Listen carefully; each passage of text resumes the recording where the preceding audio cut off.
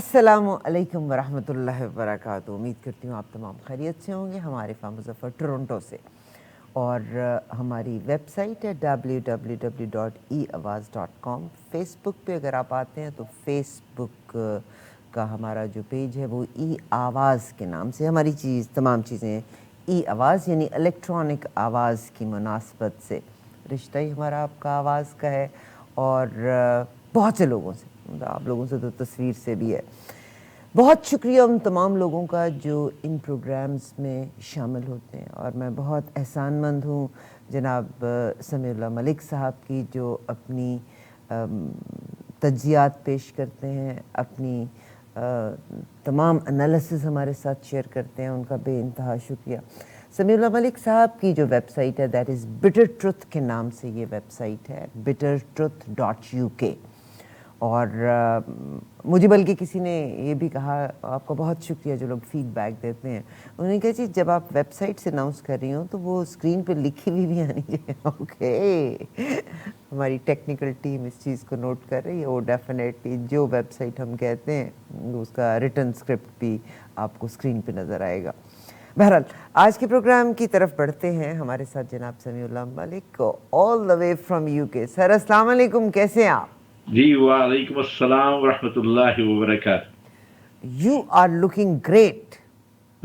جی آپ سے سر میں پاکستان کے بارے میں، ہم پاکستان کی ہاؤ دس سسٹم ورکس کے بارے میں بات کریں گے. آف کورس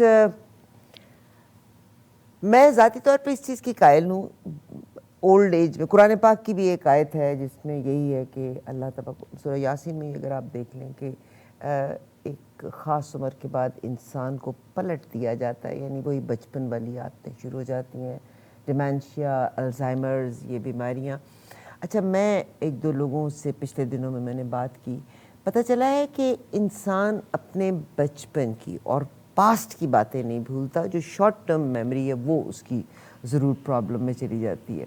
تو بہرحال پاکستان سے محبت کے حوالے سے میں یہ بات کر رہی ہوں. وہ لوگ جو میرے ایج گروپ سے ہیں یا مجھ سے کچھ جونیئر بھی ہوں گے اور ان پلے بڑے پاکستان میں، آلویز کنسرن فار پاکستان، اللہ تعالیٰ ہمیشہ پاکستان کا حامی و ناصر رہے، آمین ثم آمین.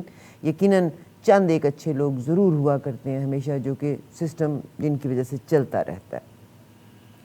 سمیع اللہ ملک صاحب، جب میں پاکستان کی طرف دیکھتی ہوں، آج ہی کی ایک نیوز تھی کہ فیصل آباد کی ایک عدالت میں پولیس کی حراست میں یہ لڑکی تھی، اور وہ ڈنڈا بردار لوگ آئے اور انہوں نے پولیس سے چھڑوانے کی اس کو کوشش کی. چلیے یہ ایک بات رہی. اس کے علاوہ بہت ساری چیزوں کو اور دیکھتی ہوں. گورنمنٹ کے لحاظ سے اگر میں دیکھتی ہوں تو آج یعنی ہر پاکستان کے ہر محاذ کے اوپر مسئلہ نظر آ رہا ہے، جس میں عام آدمی قانون کو اپنے ہاتھ میں لینے کی کوشش کر رہا ہے، جس میں گورنمنٹ اپنے مسائل سے نہیں نکل پا رہی. اگر ہم گورنمنٹ کی بات کرتے ہیں تو آج ہی کی لیٹسٹ نیوز ہے کہ الیکشن کمیشن کے بارے میں گورنمنٹ کہہ رہی ہے کہ وہ مستعفی ہو جائیں، جبکہ اپوزیشن یہ کہہ رہی ہے کہ دیکھا ایک اور ویک پوائنٹ نظر آ گیا. یعنی ہم ایک پلیٹ فارم پہ کیوں جمع نہیں ہو سکتے؟ میں تھوڑا سا پاکستان کے سسٹم کے بارے میں سننا چاہتی ہوں. Sir, how does this system works? اعوذ باللہ السمیع العلیم من الشیطان الرجیم. بسم اللہ الرحمن الرحیم. لقد خلقنا الانسان فی احسن تقویم ثم رددناہ اسفل سافلین. صدق اللہ العلی العظیم. رب اشرح لی صدری یسر لی امری احلل عقدۃ من لسانی یفقہوا قولی. ربنا تقبل منا انک انت السمیع العلیم. آمین یا رب العالمین. عرفہ بہن، اس میں تو کوئی شک نہیں کہ جس طرح آپ نے اپنے انٹرو میں پاکستان کی محبت اور شارٹ میموری اور تم چیزوں کا ذکر کیا ہے، واقعی آپ کی اور میری عمر کے ہم جتنے بھی لوگ ہیں، اور میں سمجھتا ہوں وہ حضرات جنہوں نے اپنی اولاد کو یہاں آ کے، چاہے وہ یہیں یورپ میں، مغرب میں، امریکہ، کینیڈا میں پیدا ہوئے ہیں، لیکن وہ اپنی ملی ذمہ داری نہیں بھولے، اور انہوں نے اپنے بچوں کو پاکستان کو ویسے ہی متعارف کروایا ہے جیسا پاکستان ان کے دل میں بستا ہے. تو میں سمجھتا ہوں کہ الحمدللہ ہمارا باہر آنا بھی جو ہے وہ ایک کارگر اور نعمت ہے.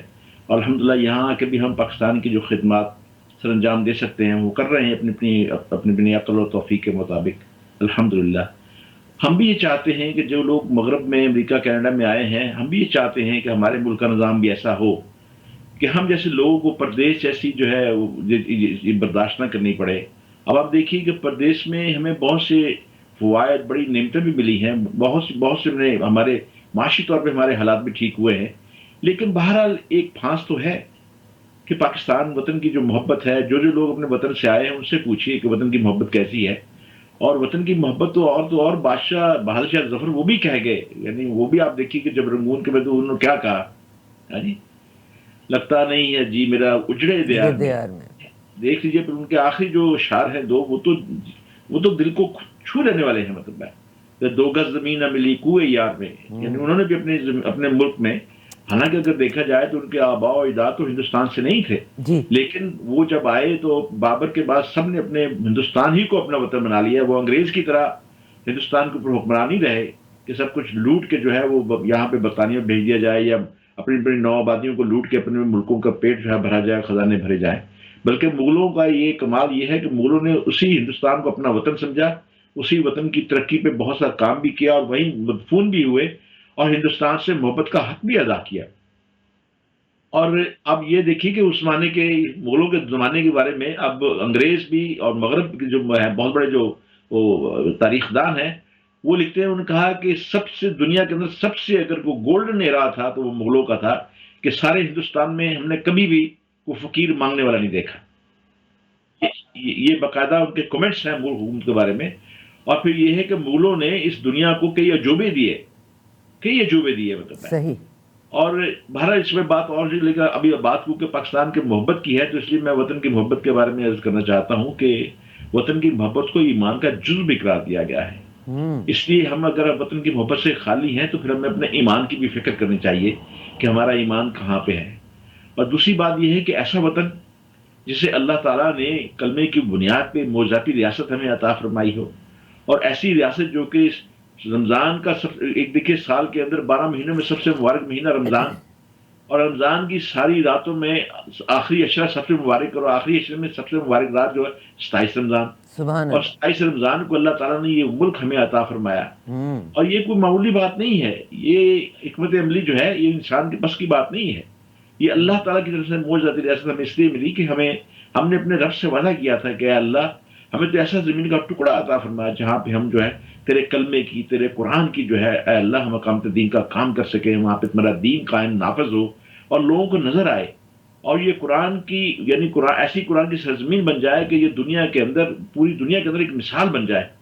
لیکن بد نصیبی یہ ہے کہ قائد اعظم کی کچھ تقاریر کے باوجود کہ انہوں نے اس اسلام کی طرف اشارہ کیا، جیسے میں نے عرض کیا کہ قائد اعظم سے پاکستان بننے سے پہلے پوچھا گیا کہ یہ فرمائیں کہ پاکستان کا آئین کیا ہوگا، تو قائد اعظم نے برملا جواب دیا، وہ آج تک تاریخ میں موجود ہے. قائد نے کہا کہ مجھے تعجب ہے کہ لوگ مجھ سے سوال کرتے ہیں، کیا لوگوں کو علم نہیں ہے کہ 1300 سال پہلے ہمارا آئین ہمیں مل چکا ہے قرآن کی صورت میں.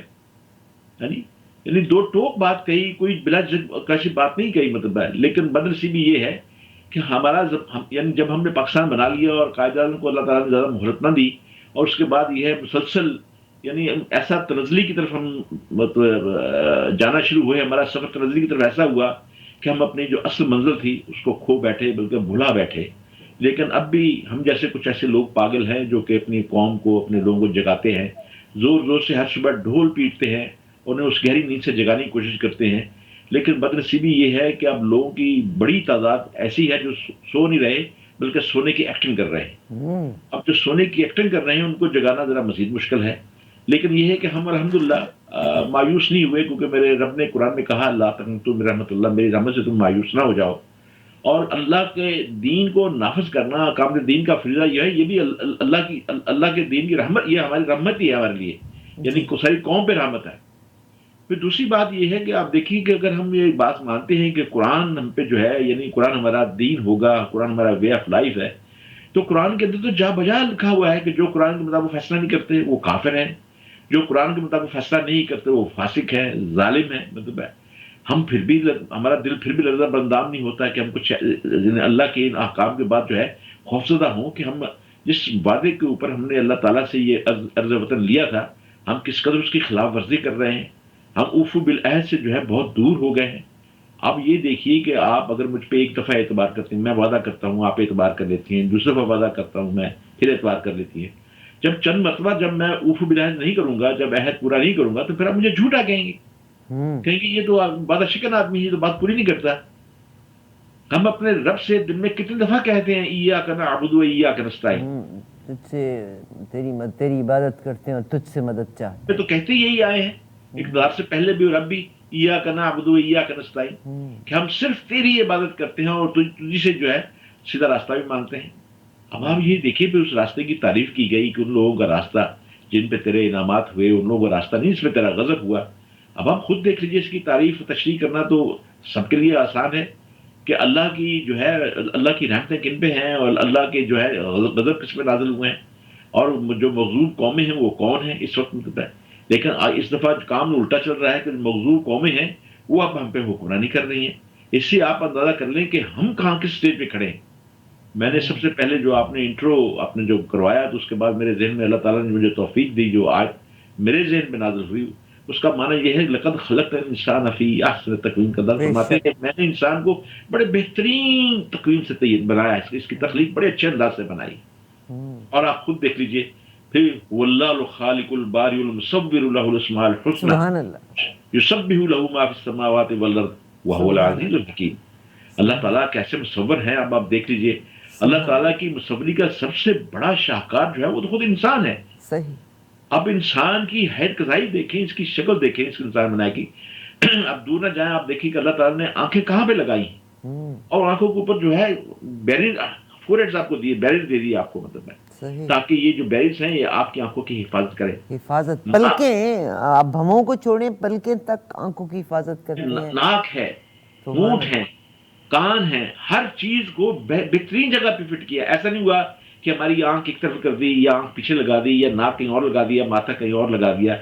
پھر حواس خمسہ کی جو تعریف دیکھیں آپ کے سامنے، آپ حیران ہوں گے کہ آپ دیکھیں کہ یہ زبان جو ہے ایک گوشت کا ٹکڑا ہے، لیکن ایک ہی وقت میں یہ ہزاروں آپ کو جو ہے چیزوں کا ذائقے بتاتی ہے. جی اس میں کوئی ایسا لیکوڈ نہیں، کوئی لیمینیشن نہیں ہے، کوئی ایسی بات نہیں ہے. مطلب ہے آپ کو یہ نمک کی زیادتی، نمک کی کمی، مرچ کی، مسالے کی، میٹھے کی، گرم کی، ٹھنڈے کی، ہر طرح کی آپ کو احساس پتہ چلتا ہے. آپ کو زبان آپ کو بتاتی ہے، آپ کو پیغام دیتی ہے. پھر آپ ناک کو دیکھ لیں، اسمیلنگ پاور دیکھ لیں. آپ اس قدر حساس سینسٹیو آپ کو نہیں دے دی گئی کہ خدا نہ خواستہ آپ کے کمرے کے ارد گرد بہت زیادہ بدبو ہو، اسمیلنگ ہو، بیڈ اسمیل ہو، اور آپ اس کو یا سارے شہر کی بدبو جو ہے آپ کے ناک کے ذریعے آپ کے دماغ میں چل جائے اور آپ کا دماغ پاگل کر دے، آپ کا دماغ پھاڑ کے رکھ دے. مطلب ہے اور اتنی کم بھی نہیں دی کہ آپ گرد و پیش کا جو ہے احساس نہ کر سکیں.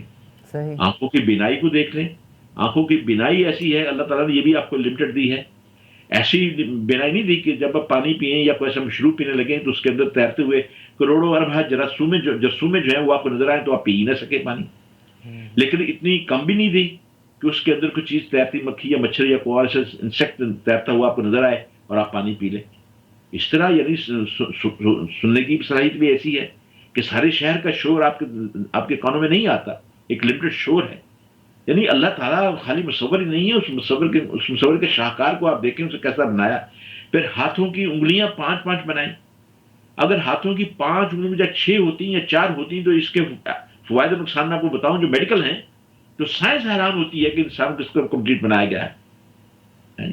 پھر سر کے اوپر بال رکھے گئے ہیں، مرد کو داڑھی دی گئی ہے. یعنی ہر طرح سے آپ انسان کی حید قضائی کو دیکھیں. اللہ تعالیٰ نے لقد خلقنا الانسان فی احسن تقویم کی بہترین تفسیر ہے انسان کو جو بنایا ہے. اور اس کے ساتھ ہی کہا کہ اس کی اگلی بات جو کہی اسفل السافلین سے بھی کہا.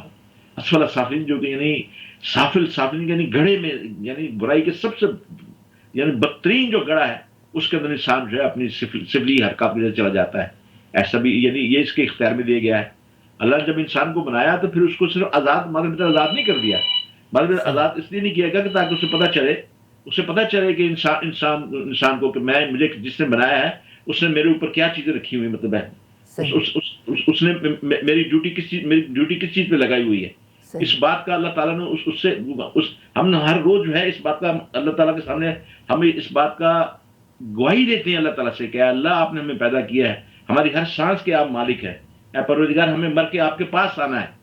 اے پروردگار ہم نے اپنے تمام اعمال کا آپ کو جواب دہی ہے ہمارے پاس. یعنی یہ جو جواب دہی ہے یہ ہمیں آخرت پہ ایمان لاتی ہے.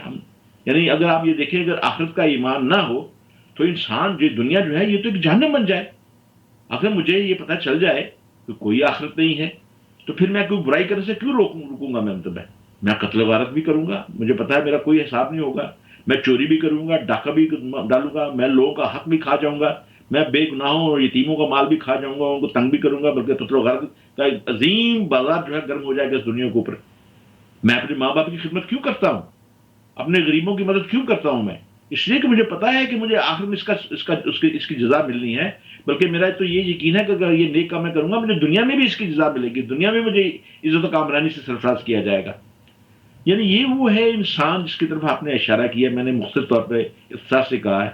اب یہ ہے کہ اس انسان کو جب پاکستان میں جب ایک ایسی پاکستان جیسی موجودی ریاست آپ کو دی گئی اور اسی وقت ہم نے یہ جب اللہ کے نام پہ یہ ریاست لی, قرآن کے نام پہ ہم نے لی, تو ہم نے جب اللہ سے وعدہ نہیں کیا تو میری بہن آپ خود سوچئے, اور آپ کے توسط سے میں اپنے تمام جتنے بھی سننے والے ہیں, پروگرام دیکھنے والے ہیں, میں ان سے گزارش کروں گا کہ آپ خود اپنے تئیں اکیلے بیٹھ کے اس بات پہ ذرا غور کیجئے. میں اکیلے بیٹھنے کی بات کیوں کر رہا ہوں؟ مجھے حضرت عبداللہ بن مسعود رضی اللہ تعالیٰ عنہ جو کہ بڑے جلیل القدر صحابی ہیں, ان کا ایک قول یاد آ رہا ہے. ان کا ایک قول ہے کہ انہوں نے ہر انسان کے لیے کہا, جتنے مسلمان, ان کا کہ آپ 3 مواقع پہ اپنے دل کی کیفیت کو ٹٹولے آپ. پہلی کیفیت تو یہ ہے کہ جب انسان پند و نصیحت کی مجلس ہو, جیسے میرا پروگرام جو ہمارا ہو رہا ہے یہ بھی ایک پند و نصیحت کی مجلس ہے. اس کے اندر دیکھیں جب اللہ کے انعامات کا ذکر ہوتا ہے تو کیا آپ کا دل ان انعامات کی طرف مائل ہوتا ہے, خواہش کرتا ہے کہ یہ انعامات سے مجھے مستفید ہوں, اللہ مجھے مستفید فرمائے. اور دوسرا یہ کہ جب آپ کے سامنے قرآن و حدیث کے علاوہ دوسری پند و نصیحت مجلس ہو اور آپ کو اچھے کام اور برے کام کو بتایا جائے, اور آپ کو اچھے کام کے انعامات بتایا جائے, برے کام کے بارے میں اس کے جو ہے نتائج بتایا جائے, اس کے بتایا جائے, تو کیا آپ کے دل کے اندر ایسی خواہش پیدا ہوتی ہے کہ برے کام سے آپ دور رہیں, اچھے کاموں کی طرف آپ کا دل اور مائل ہو؟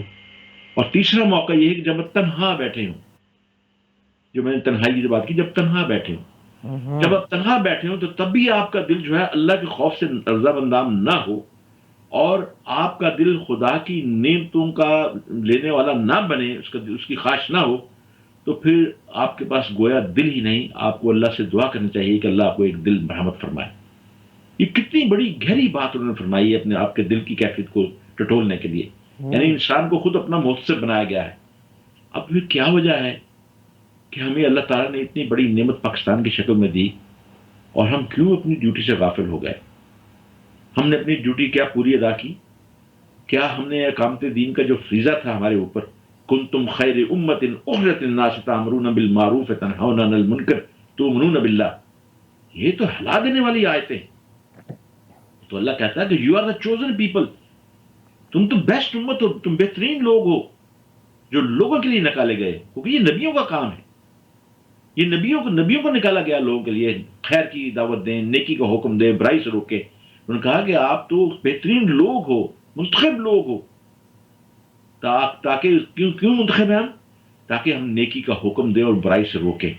یعنی برائی سے روکنے کی درخواست کا کہیں نہیں کہا گیا ہمیں کہ درخواست کی جائے. یعنی گویا اللہ کا جو قاعدہ ہے, اللہ کا جو نظام ہے, اسے نافذ کرنے کے لیے کہا گیا ہے. کہ آپ یہ دیکھیں کیا ملکی قوانین ہمیں اس بات, جو آج کل جو ملکی قوانین جہاں آپ رہتے ہیں, میں رہتا ہوں یہاں پہ, کیا یہاں پہ ملکی قوانین ایسے نافذ نہیں کی گئے؟ کیا ہمیں کسی اسکول یا اکیڈمی جانا پڑتا ہے ان قوانین کو سیکھنے کے لیے؟ جب آپ گاڑی ڈرائیو کر رہی ہوتی ہیں تو مجھے بتائیے, کیا سرخ لائٹ کے اوپر کھڑے ہونے کے لیے کیا ہمیں کون سی غیر میری طاقت ہے جو ہمیں روک دیتی ہے؟ رات کے 2 بجے بھی آپ سفر کر رہے ہو, کوئی سڑک پر ٹریفک نہ ہو, لیکن اچانک ٹریفک لائٹ سرخ ہو جائے تو آپ کھڑے ہو جاتے ہیں. آپ بالکل اتنی دیر تک کھڑے رہتے ہیں جب تک لائٹ گرین نہ ہو جائے. کیا اس جو لائٹ ہے, چھوٹی سے جو سڑک پہ لائٹ لگی ہوئی ہے, کیا اس لائٹ کے اندر اتنی قوت اور طاقت ہے کہ وہ آپ کو جبرن روک دیتی ہے؟ جی نہیں. اس نے ایک احساس آپ کے اندر پیدا کر رکھا اس قانون نے کہ اگر میں نے صرف لائٹ کو کراس کیا تو میری تصویر کیمرے میں آ سکتی ہے, مجھے جرمانہ ہوئے گا. مجھے جرمانہ ہونے کے بعد یہ ہے کہ میرے لائسنس کے اوپر کچھ پوائنٹس لگ جائیں گے اور اس کو میری انشورنس بڑھ جائے گی. 100 طرح کے جو یعنی مضمرات ہمارے سینے میں آتے ہیں, جس کی وجہ سے فوری طور پہ ہمارا پاؤں بریک پہ چلا جاتا ہے, ہم گاڑی کو وہاں کھڑے کر لیتے ہیں. یہی معاملہ کیا ہم نے کبھی دین کے بارے میں سوچا؟ ہم نے کبھی اکیلے میں بیٹھ کے جب ہم کو ایسی بات کہا, ہم نے اللہ کے بارے میں سوچا؟ اللہ کا دل خوف میں ہمارے آیا کیا ہم نے یہ سوچا کہ اللہ نے ہماری جو ڈیوٹی لگائی ہے، جس کی میں نے ابھی آیت میں آپ کے سامنے رکھی ہے کہ کنتم خیر امت والی، کیا ہمارے دل میں یہ خیال آیا؟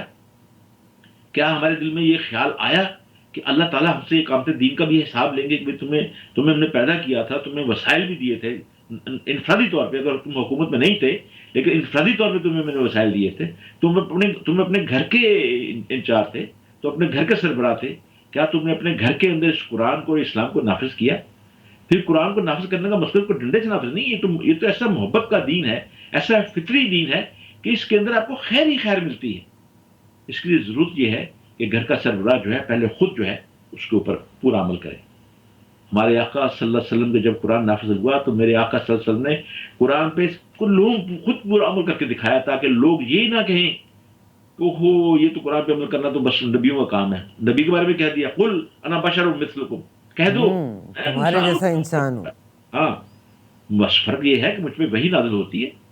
اللہ تعالیٰ کے نبی نے پورے قرآن پہ عمل کر کے آپ کو دکھا دیا۔ کیا نبی کے بشری تقاضے نہیں تھے؟ وہ سوتے بھی تھے، آرام بھی فرماتے تھے، جاگتے بھی تھے، جنگوں میں گئے، بھوک کاٹی انہوں نے، کئی چاند ان کے گھر میں نیا کبھی کھانا بنا نہیں ان کے اندر، اور انہوں نے اتنی شیتا کی گھاٹی میں جو پورے 2.5 سال میں رہے، اتنا سخت وقت ہے ان کے اوپر آیا کہ پتے ابال بال کے انہوں نے پیے وہاں پہ جا کے۔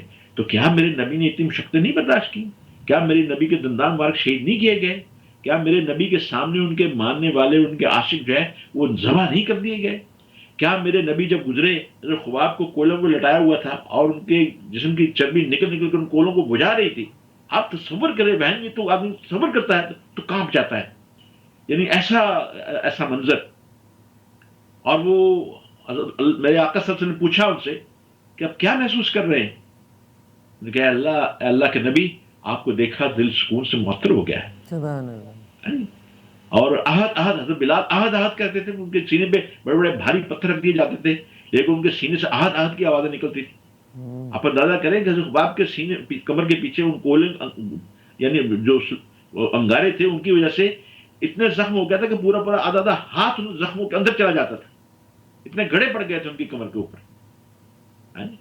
اور آپ دیکھیے کہ ان لوگوں نے قربانیاں دی، اور قربانی دے کے اپنے نبی کے ساتھ استقامت کے ساتھ رہے، اس لیے کہ انہوں نے پھر ایک اور بھی مثال مشہور ہے کہ جب فرشتہ جب اللہ کے پاس گیا تو اللہ پوچھیں گے آپ کہاں سے آئے؟ انہوں نے کہا اے اللہ میں اس مجلس سے آیا ہوں جہاں کہ رسول اللہ صلی اللہ علیہ وسلم اس کے صحابہ بیٹھے ہوئے تھے۔ انہوں نے کہا کیا باتیں کر رہے تھے؟ اے اللہ وہ جنت طلب کر رہے تھے اور دوزخ سے پناہ مانگتے تھے۔ انہوں نے کیا جنت دیکھی؟ انہوں نے کہا اللہ جنت نہیں دیکھی انہوں نے، لیکن ان کا ایمان ایسا ہی ہے جیسے جنت دیکھی ہوئی۔ کیا دوزخ دیکھی انہوں نے؟ ان کا دوزخ بھی نہیں دیکھی، لیکن دوزخ میں بھی ایمان ایسا ہی جیسے نبی نے ان کو بتایا ہے۔ یہ ہے یقین کا عالم، یہ ہے یقین جسے یعنی لقد خلقنا الانسان فی احسن تقویم کی صحیح جو تفسیر ہے وہ یہ صحابہ اور یہ نفس قدسیاں ہیں جن کا میں نے ذکر کیا ہے۔ اور یہ قرآن اتنا آپ دیکھیں اس کا اتنا خوبصورت انداز ہے لوگوں کی تربیت کرنے کا کہ جب انسان سے پڑھتا ہے تو یقین کیجیے اس مسحور میں مبتلا ہو جاتا ہے، اس کے سحر میں مبتلا ہو جاتا ہے۔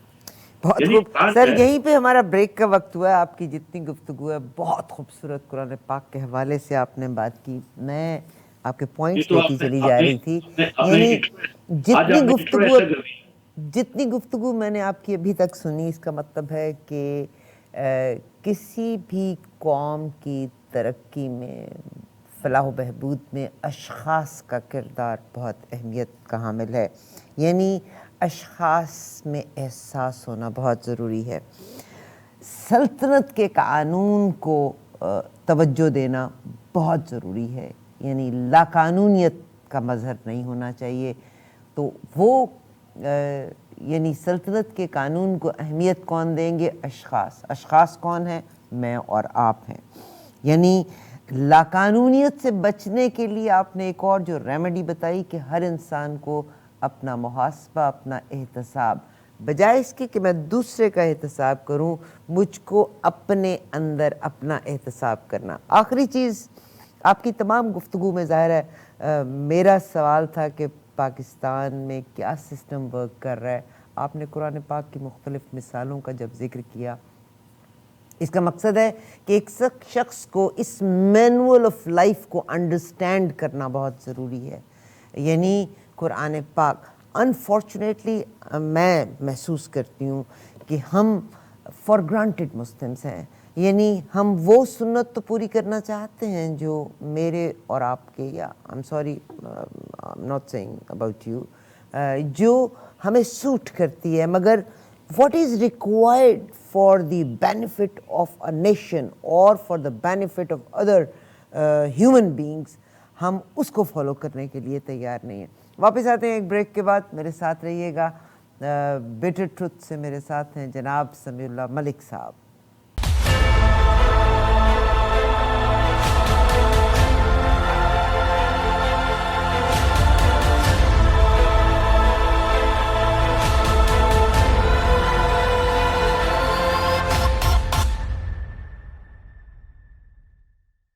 بہت شکریہ آپ لوگوں کا, آپ ہمارے ساتھ ہیں, اور میرے ساتھ جناب سمیع اللہ ملک صاحب. ان کی ویب سائٹ bittertruth.uk.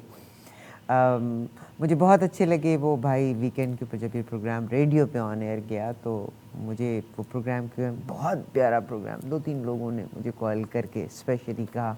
اینڈ یہ وہ خاص لوگ ہیں جو اپنے قیمتی وقت میں سے وقت نکال کے ہمیں فیڈ بیک دیا کرتے ہیں.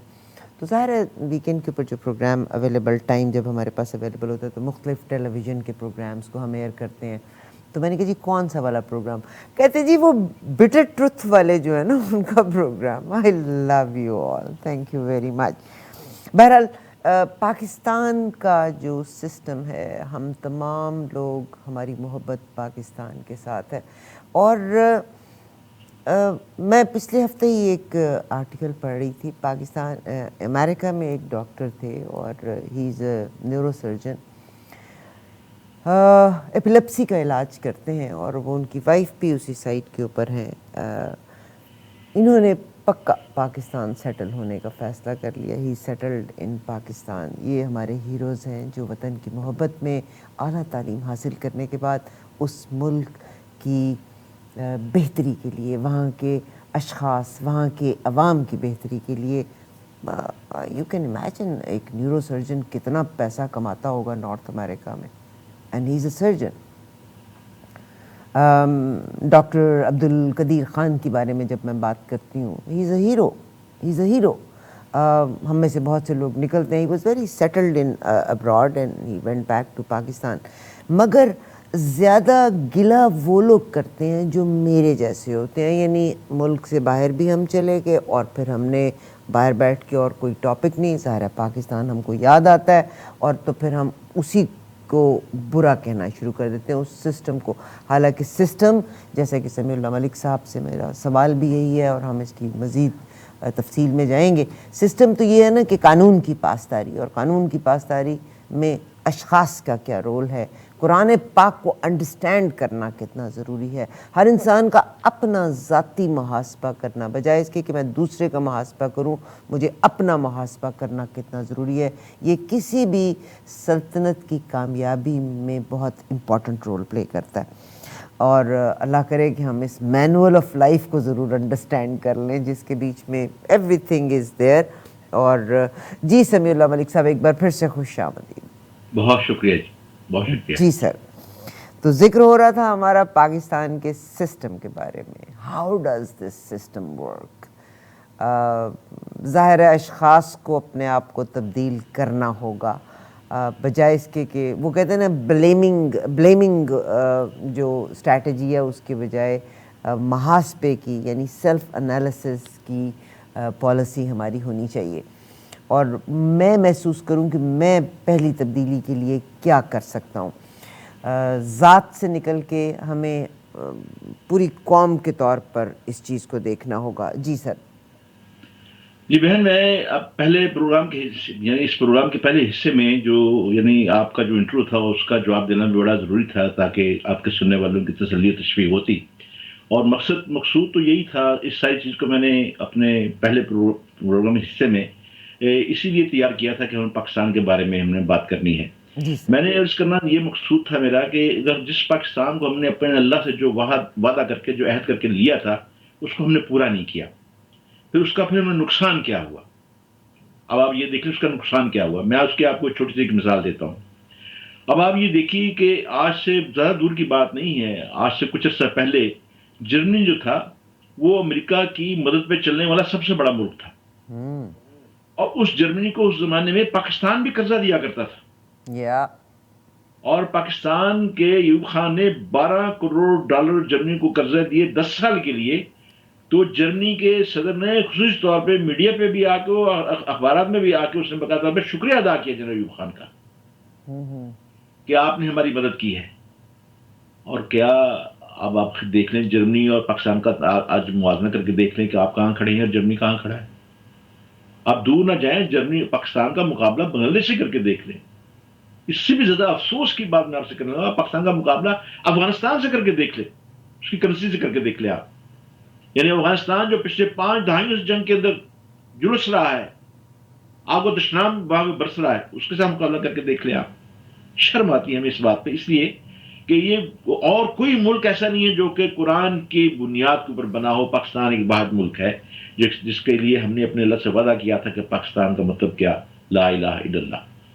پاکستان کی معاشیات کو درست کرنے کے لیے، بلڈنگیں بنانے کے لیے، عمارتیں کھڑی کرنے کے لیے، ملیں فیکٹریاں بنانے کے لیے ہم نے پاکستان ہی بنایا تھا. یہ تو آپ کو ملنا ہی ملنا تھا. کیا حضرت عثمان غنی، ان کا نام غنی کیوں رکھا گیا، ان کا لقب غنی کیوں رکھا گیا؟ حضرت ابوبکر صدیق رضی اللہ تعالیٰ عنہ جو اسلام لانے سے پہلے، خلیفہ بننے سے پہلے، ان کے تو ایکسپورٹ امپورٹ کا کاروبار تھا ان کا کئی ملکوں کے ساتھ. اسلام کے اندر یعنی دولت کے اتخاذ کو منع کیا گیا ہے، یعنی دولت جمع کرنے کو. آپ کاروبار خوب جتنا کثرت کریں، اللہ تعالیٰ کاروبار میں برکت دیتا ہے، لیکن کاروبار کرنے کے طریقے بتائے گئے. اب آپ یہ دیکھیے کہ وہ پاکستان جو کچھ جرمنی کو قرضہ دیا کرتا تھا، وہ پاکستان جس کی ترقی، جسے ایشیا کا ٹائیگر کہا جاتا تھا، اسے ورلڈ بینک نے اور ایشیا بینک نے ورلڈ کا یعنی دنیا اس ایشیا کا ٹائیگر کہا، اور پھر دنیا کا ٹائیگر بھی اسے کہنا شروع کر دیا. اس کا کیا حال اس وقت کیوں ہے؟ یہ اس لیے کہ ہم نے جو اللہ سے وعدے کیے تھے وہ اسے ہم بھول گئے، قطعی طور پہ بھول گئے. اب معاملہ اب دور نہ جائیں، جیسے آپ نے اپنے انٹرو میں کہا کہ شارٹ میموری جو ہے آدمی بھول جاتا ہے، باقی بچپن کی باتیں نہیں بھولتا. اب آپ یہ دیکھیے کہ دور نہ جائیں، میں آپ کو کل ہی کی بات بتاتا ہوں.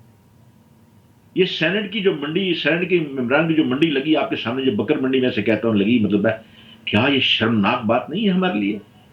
باہر کے ممالک اور دوسرے لوگ، ہم جیسے اور آپ جیسے کے علاوہ دوسرے لوگ جو سوچتے ہوں گے، یہ کیا سوچتے ہوں گے کہ انسان ووٹ کے لیے بک رہے ہیں یہاں پہ. آپ نے دیکھا نہیں ابھی ہمارے 3 مارچ کو جو سینٹ کا الیکشن ہوا، جس میں ہماری صوبائی و قومی اسمبلی کے ممبران نے ووٹ دیے، اس کے اندر آپ دیکھ لیجیے کہ جو کتنا بڑا مقابلہ تھا یوسف صاحب گیلانی کا اور عبدالحفیظ شیخ کا. حالانکہ عبدالحفیظ شیخ وہ ہے جو کہ نواز شریف کے زمانے میں بھی رہے، وزیر رہے، جو کہ پیپلز پارٹی کے زمانے میں بھی وزیر رہے، اور آج پھر وہی جس پرائم منسٹر کے سامنے وہ جس کو جواب دیا کرتے تھے یوسف صاحب گیلانی کو، اسی کے مقابلے پہ وہ کھڑے ہو گئے. مطلب کوئی بات نہیں، ایسا مسئلہ نہیں. لیکن آپ دیکھیے کہ میں کرداروں میں بات نہیں کر رہا. میں نے کہا مجھے دیکھیے کہ کیا پاکستان کے اندر جو ہے وہ ایسی جنگ نہیں بتا دی گئی عوام کے سامنے کہ جیسے کہ بس پاکستان کی ترقی کا اور پاکستان کا سب سے بڑا مسئلہ یہی ہے کہ اس سینٹ کے اندر یا یوسف گیلانی جیت جائے یا عبدالحفیظ شیخ جیت جائے. پی ڈی ایم والے وہ یہ کہہ رہے تھے اگر یوسف گیلانی نہیں جیتتا تو گویا یعنی پاکستان پتہ نہیں خدا نہ خواستہ خاک و بدن تباہ ہو جائے گا. اور دوسری طرف حکومت کے لوگ یہ کہہ رہے تھے. کسی کو آپ بتائیے کس الیکشن کے اندر کسی نے عوام کے بارے میں کوئی بات کی؟ عوام کی کمزوریوں، عوام کی غربت کے بارے میں کسی نے بات کی؟ مہنگائی جس کے نیچے لوگ پس گئے ہیں، چیخ رہے ہیں، کیا اس کے بارے میں بات کی؟ پاکستان کے اندر لوگ علاج کے بغیر مر رہے ہیں، دوائی نہیں مل رہی، اس کے بارے میں کسی نے بات کی؟ بات ہوئی تو صرف یہ کہ اتنے کروڑ میں یہ بک گیا ہے، اتنے کروڑ میں یہ بک گیا ہے، اور ایک سینٹ کی سیٹ کے لیے 1 کروڑ روپے درکار ہے. یعنی وہ لوگ جن کے لیے یعنی گھر کا خرچ چلانا، 2 دن کا خرچ چلانا مشکل ہو گیا ہے، وہ جب سنتے ہوں گے کہ اربوں کے فیصلے ہو رہے ہیں ایک آدمی جو اپنے ایک ووٹ کے لیے، جس آدمی کو ہم اپنا ووٹ دے کے بھیج رہے ہیں اسمبلی کے اندر، وہ اپنے ووٹ کے کروڑوں روپے وصول کر رہا ہے، تو مجھے یہ بتائیے بھائی یہ کہاں ہے اسلام؟ اگر کیا اسلام ہوتا، کیا ہمارا دین ہوتا، دین نافذ ہوتا یہاں پہ، تو کیا اس دین کے اندر ایسی گنجائش ملتی؟ کہیں نہ ملتی. پھر جب وہ پی ڈی ایم والے جیت گئے تو انہوں نے زمین آسمان کی کلابیں بنانے شروع کر دی. انہوں نے کہا کہ بس اب دیکھ لیں، انہوں نے اپنی فتح کو جو ہے وہ فتح مبین کہنا شروع کر دیا، اور پتہ نہیں کیا کچھ کلابیں بنائے.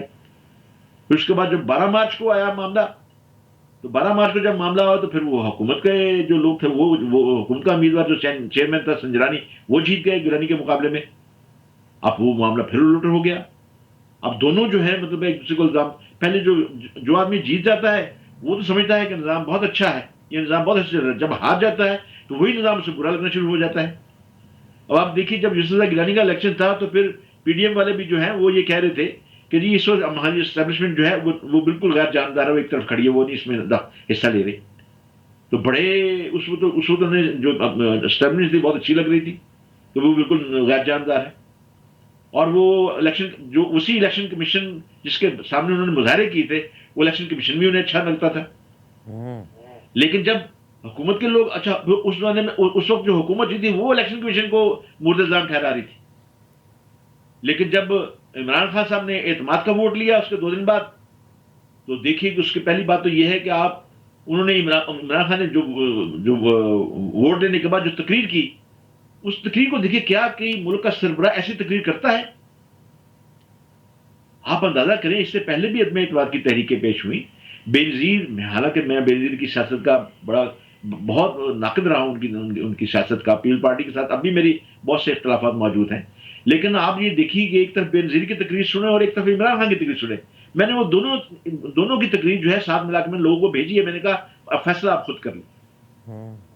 معاملہ تو ایک ہی جیسا تھا، لیکن گفتگو کا انداز آپ دیکھ لیں. ایک خاتون جو ہے وہ کیسے گفتگو کر رہی ہے عدم اعتماد کے بعد، اور یہ ہمارے جو عمران خان صاحب ہیں یہ کیسے گفتگو کر رہے ہیں.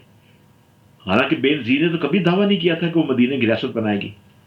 خان صاحب نے تو مدینہ کی ریاست بنانے کا دعویٰ کیا ہے. خان صاحب بار بار یہ کہتے ہیں کہ میں نے محکمہ تعلیم کے شفقت محمود کو یہ کہا ہے کہ قرآن و سنت کے مطابق اس قوم کا بچوں کا نصاب ہونا چاہیے. تو کیا اس میں اخلاق یہ ہے؟ ہمیں تو یہ بتایا گیا کہ تم سے بہترین لوگ وہ ہیں جن کے اخلاق اچھے ہیں.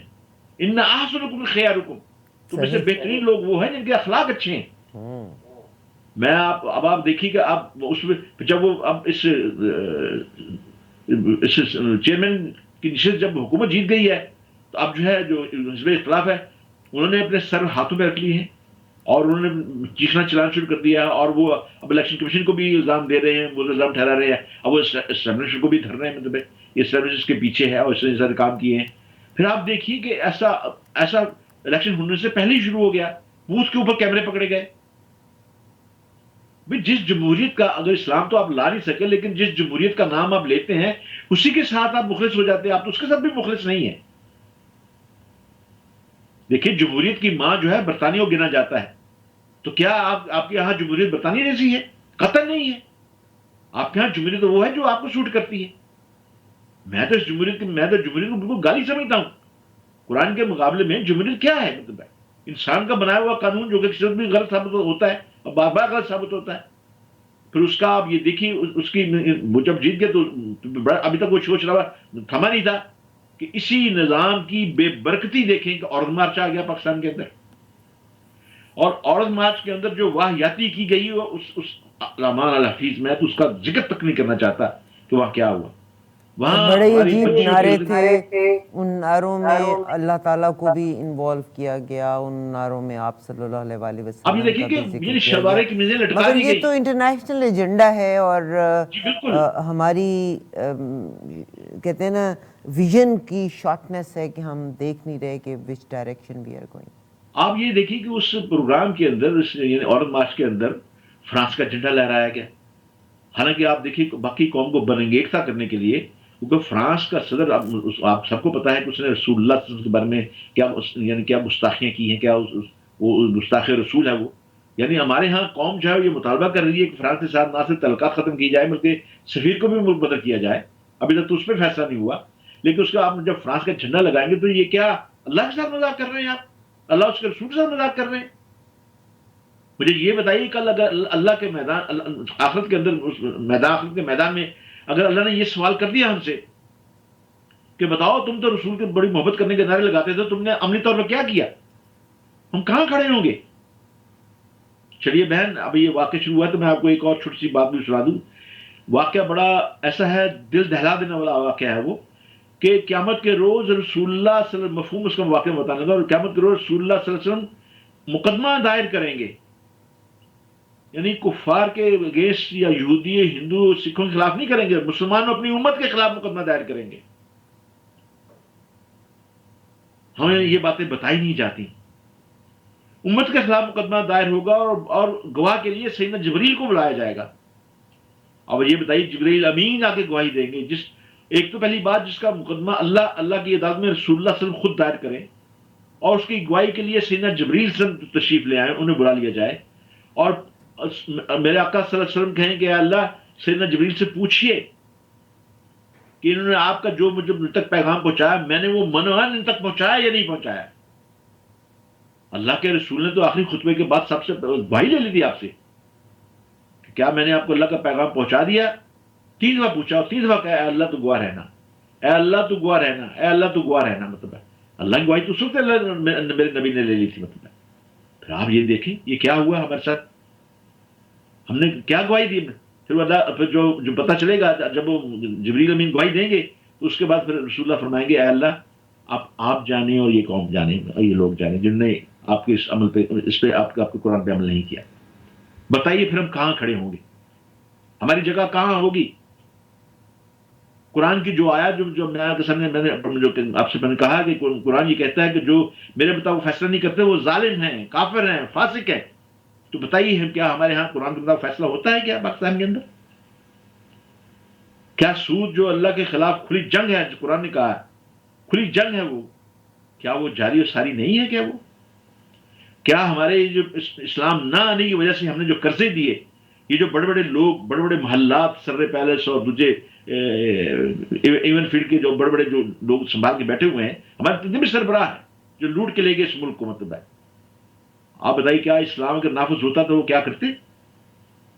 حضرت عمر بن عبدالعزیز رضی اللہ تعالیٰ عنہ جنہیں خلیفہ راشدین میں 5واں خلیفہ بھی شامل کیا, انہوں نے کہا ان لوگوں کو شامل کرتے ہیں. اب آپ یہ دیکھیے کہ جب انہوں نے اپنا اقتدار سنبھالا تو اسی دن اسی وقت انہوں نے اپنے سارے خاندان کی تمام جائیداد کو بیت المال میں جمع کروا دیا اور بیوی کو یہ حکم بھیجا کہ گھر میں جتنے زیورات ہیں جو تمہارے باپ نے دیے یا میں نے دیے اسے فوراً بیت المال میں جمع کرواؤ. حالانکہ وہ خدا نخواستہ کو حکومت سے یا حکومت کسی مال سے لوٹ کے نہیں بنائے گئے تھے, ان کے اپنے ذاتی تھے, لیکن اس کو بھی جمع کروا دیا گیا. یہ ہوتا ہے اسلام کا نفاذ. اپنے گھر نہیں پہنچے, اقتدار سنبھالا مسجد کے اندر, وہیں سے اعلان ہو گیا اور اسلام نافذ ہو گیا. کیا اسلام کا نظام زکوٰۃ دیکھ لیں آپ, حضرت عمر فاروق کے زمانے میں زکوٰۃ لینے والا کوئی نہیں تھا. لوگ اپنے مال کا بہترین حصہ جو تھا وہ زکوٰۃ کا وہ گھر کے باہر نکال کے رکھ دیتے تھے کہ رات کے اندھیرے میں جو حقدار ہے وہ اٹھا کے لے جائے. جب دروازہ کھولتے صبح تو وہی مال پڑا ہوا تھا, حقدار ہی نہیں تھا کوئی, سارے اتنے خوشحال ہو گئے تھے. حضرت عمر فاروق کے زمانے میں ایک یہودی مانگ رہا تھا, حضرت فاروق نے روکا اور کہا کہ تم کیوں مانگ رہے ہو, تمہیں نہیں پتا کہ گداگری ممنوع ہے, نہیں مانگ سکتے.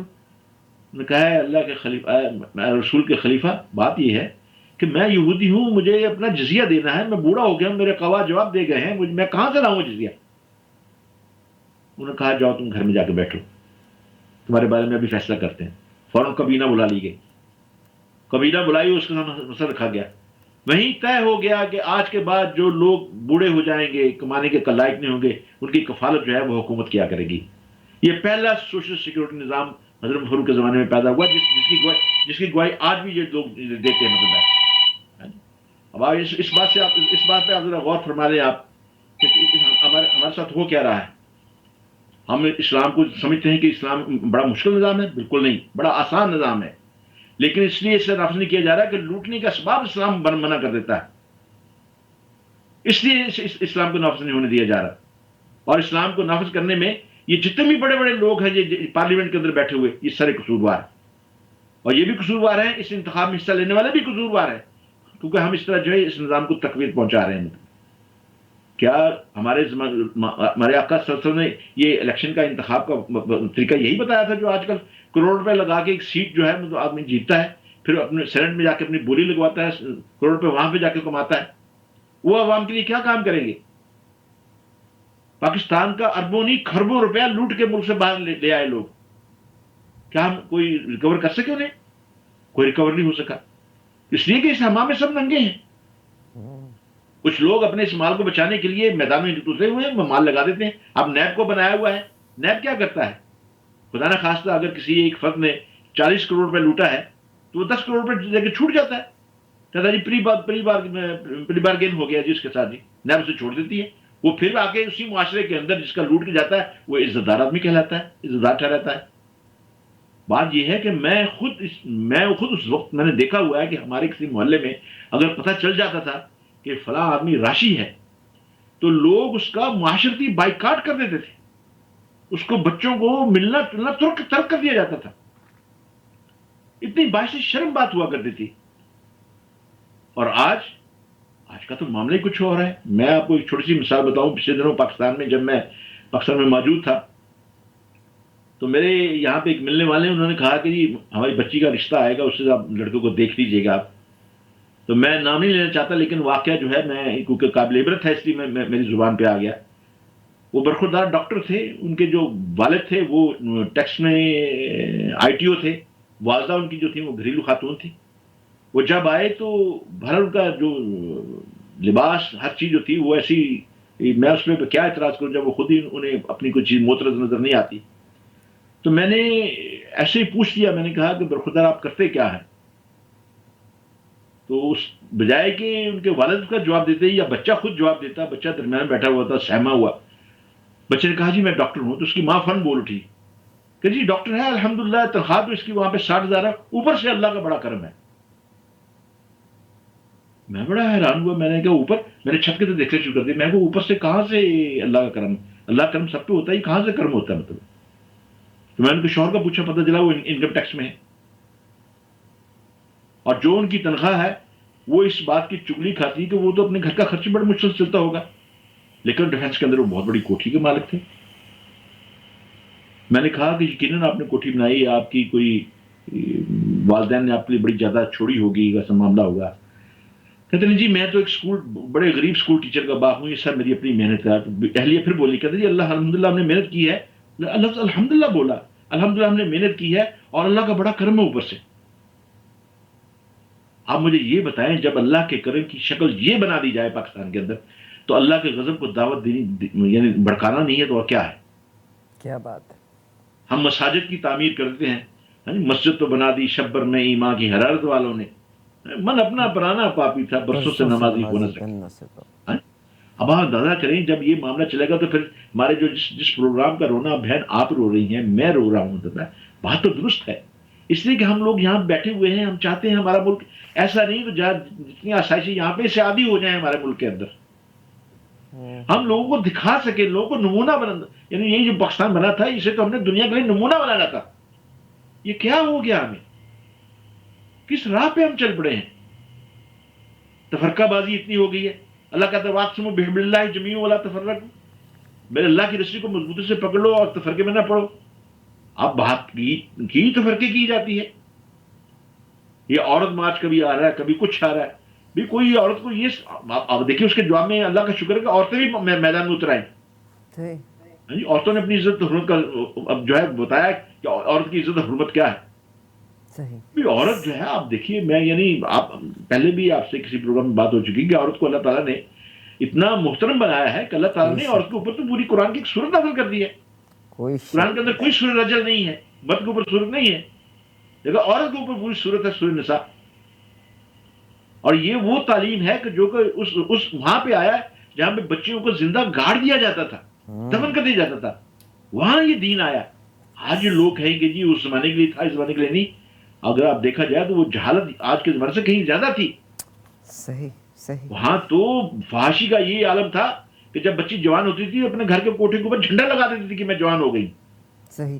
بہت شکریہ سر، آپ کا بہت شکریہ. اور جو میں انڈرسٹینڈ کیا جب سمیع اللہ ملک صاحب نے خلفائے راشدین کا بھی تذکرہ کیا، آپ نے ترقی کے لحاظ سے جرمنی کا بھی تذکرہ کیا، آپ نے امریکہ کا بھی تذکرہ کیا، میں صرف اتنا یہ کہتی ہوں کہ look at the positive side and we have to change within our self, bring a change within our self. خلفائے راشدین کا ذکر کیا تو یقیناً جو اگر آپ کے پاس پیسہ ہے تو زکوٰۃ کے عمل کے اوپر ایمانداری سے کس طرح عمل کرنا ہے، اپنا ٹیکس اپنا ایمانداری سے کیسے پے کرنا ہے، that is our liability, that is our duty. اگر ہم جرمنی کا، میں یہاں پہ کیونکہ اس گفتگو میں سمیع اللہ ملک صاحب نے جرمنی کا تذکرہ کیا تھا تو میں یہ سمجھتی ہوں کہ ورلڈ وار سیکنڈ کے بعد جرمنی نے سب سے زیادہ لینڈ لوز کی تھی، یعنی ایک ملک دو حصوں میں ڈیوائیڈ ہو گیا تھا.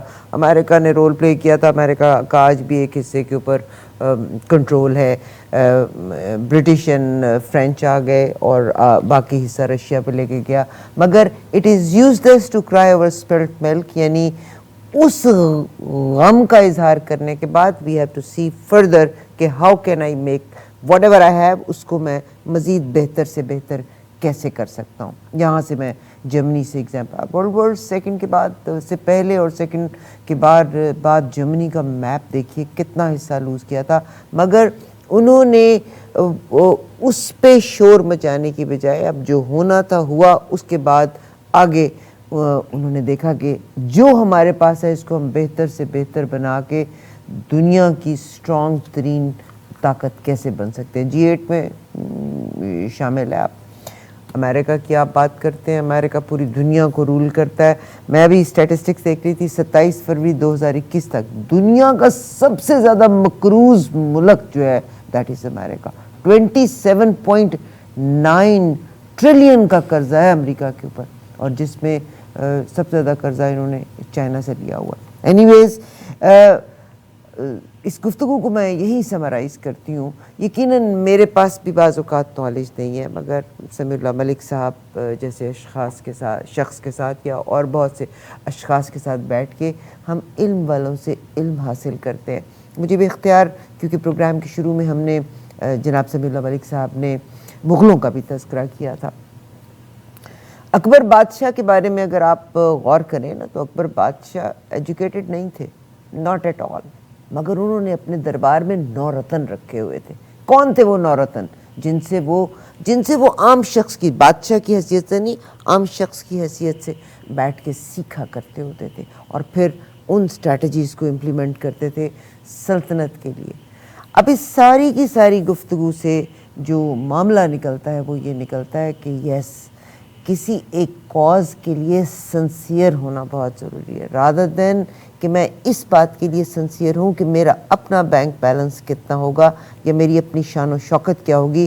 اگر میں بحیثیت قوم، بحیثیت اپنی سلطنت کو دیکھتے ہوئے میں سلطنت کی بہتری کے لیے چلوں، ہر شخص اگر یہ کرے گا تو مجھے یقین ہے کہ ترقی جو ہے وہ ہمارے سامنے ہوگی.